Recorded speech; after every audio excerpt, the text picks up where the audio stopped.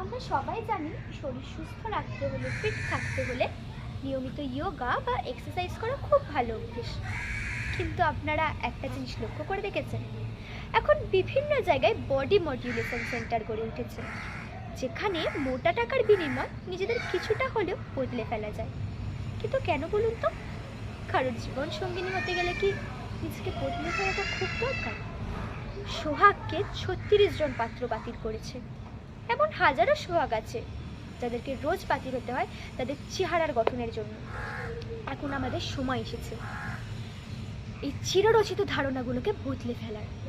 কারোর বাইরের রূপ দিয়ে তাকে জাজ না করে তাদের মনের সৌন্দর্যকে মর্যাদা দেওয়া।